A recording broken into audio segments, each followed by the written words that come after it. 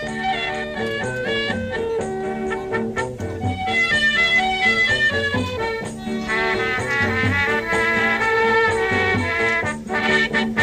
ត់ដំបងបាត់ដំបងមានអ្វីឆ្ងាញ់ទេមានហោហើយមិនខ្លាំងទេណាមានអ្វីខ្លាំងកើកូនមេត្តាសូមមេត្តារៀបរាប់ប្រាប់ផ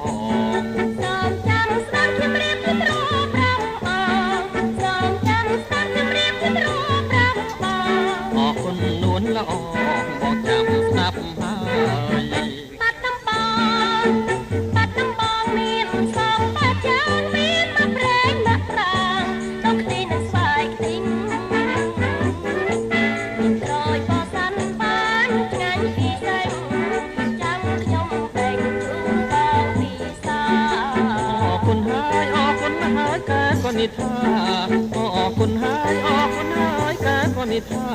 ញ៉ាំពីណាំងណាទៅបងព្រមញ៉ាំបាត់ដំប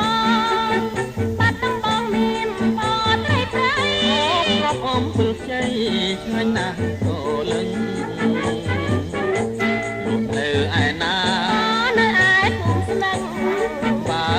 ចឹងយើងនាំគ្នាទៅយើងកាន់តាមផ្លូវភ្នំសំពៅយើងកាន់តាមផ្លូវភ្នំសំពៅរួចហើយហួងទៅលេងបបបាយលិនមើលផ្លែទុរេនក្រអូបមែនតែនឆ្ងាញ់ណាស់ណាមុំអាចផ្លែសាវម៉ាវតាមដូចទឹកមុំពណ៌លឿងទុំដូចជាចាំចៅ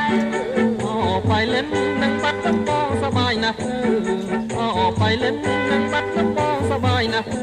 បងលែងចង់ទៅក្នុងពេញវិញហើយ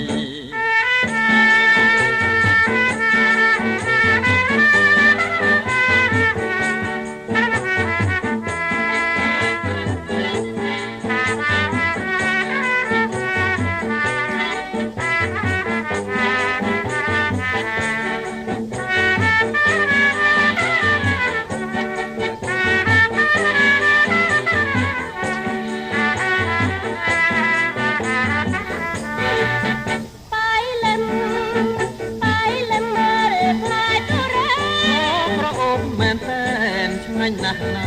មុំផ្លែសាវម៉ាវបានដូចទឹកឃ្មុំពណ៌លឿងទុំដូចជាចាំចៅ